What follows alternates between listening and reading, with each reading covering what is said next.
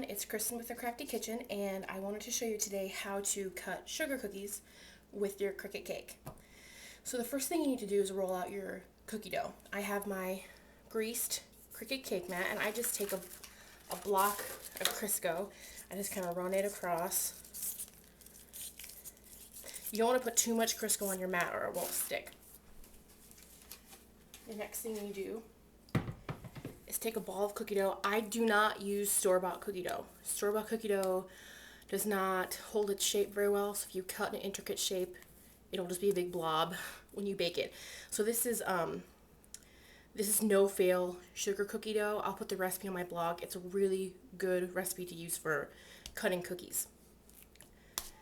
You put it down on your mat. This isn't a big enough ball to cover the whole sheet, but I'll just give you an idea. You cover your mat with wax paper.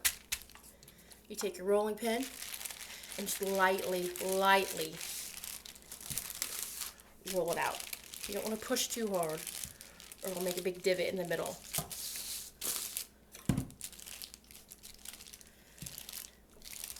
You have to roll your cookies pretty thin to get them to fit under the rollers of your Cricut, but you don't want it to be so thin that you won't be able to get the cookies off the mat.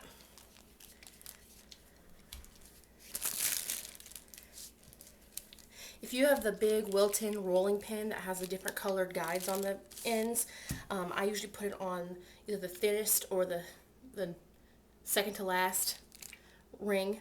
That'll help you, but I've just been doing this so long I don't even need the guides anymore.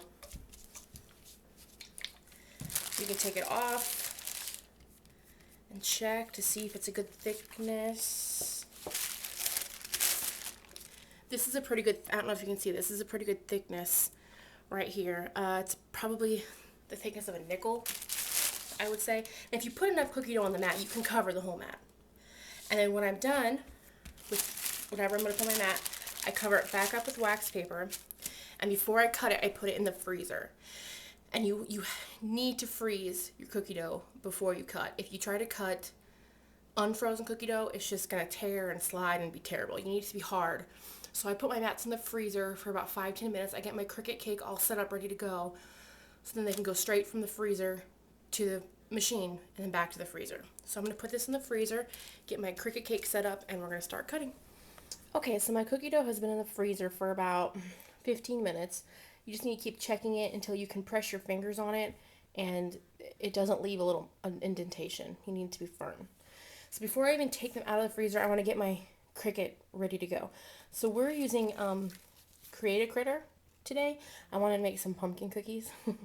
So I'm going to cut this image with the cookie dough. And then when I'm ready to decorate with my chocolate fondant, I'm going to cut this and then the top layer. So the cookie is going to be 3 layers tall. There is a shadow for this image, but I like my cookies and the fondant to be flush with each other. So I don't use a shadow, I use the regular background. So when it comes to cookies, I never cut anything under 3 inches.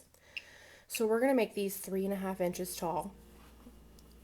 So I have my paper saver. Usually it's material saver, but I have my paper saver button on, 3.5 inches.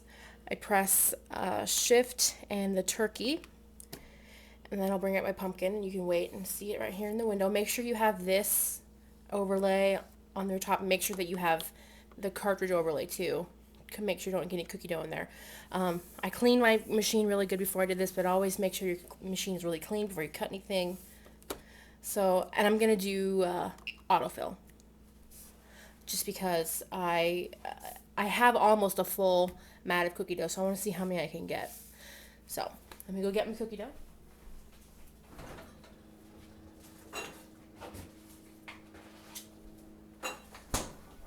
Okay, and we're just gonna load it right up into the Cricut, and can't waste a lot of time here. Get it set up to where my cookie dough is. Okay, and then press cut.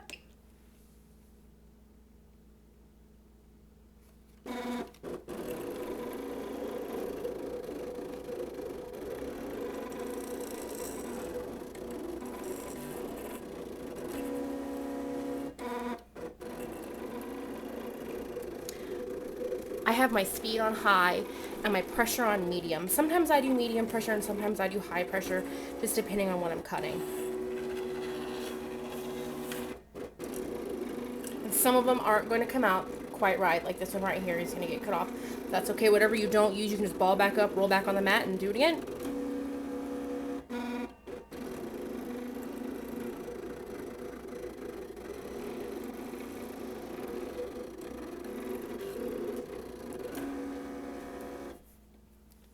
Okay. Unload your cookie dough. Okay, and it looks like I got 3 good ones out of this batch of cookie dough. So what I do after I cut is I put them back in the freezer. I let them freeze, and then I take them out, peel off the extra cookie dough, and re-roll. It makes it a lot easier to get the cookie off the mat onto your baking sheet. So I'm gonna put these back in the freezer. I'm gonna cut the rest of these, and then I'll show you how I take them off. All right, after you cut your cookie dough with the Cricut, what I like to do is put the mat back in the freezer and let it freeze. So that way it's a lot easier to peel off the cookie dough around your cookies. After you peel the cookie dough off and you just leave the image, then I put it in the freezer again and let it get hard, and then I pop them onto a cookie sheet. Then I freeze the cookie sheet. That stops the cookies from spreading a lot. After I freeze cookie sheet, I pop it in the oven at 350 for about 5 to 7 minutes. And when you pull it out, you have cookies with your Cricut cake. So I let my cookies bake for about 6 minutes, and then I pulled them out of the oven, let them cool, and they look like this. They've spread a little bit because it's so humid here right now for some reason. Usually they'd keep their perfect shape, but this will still work. So this is my video tutorial on how to cut cookie dough with your Cricut cake.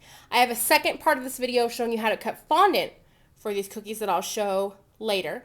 But if you have any questions on cutting cookie dough with your Cricut cake, please leave me an email or a comment. I'm going to put the recipe for these cookies underneath this video on my blog. So make sure you give this a try sometime. This is not something you can do in 30 minutes. You really have to give yourself a couple hours to really get it down because it's going to take some trial and error. But once you get it done, you have really, really cute results. So I hope you have a fabulous day. I'll see you later.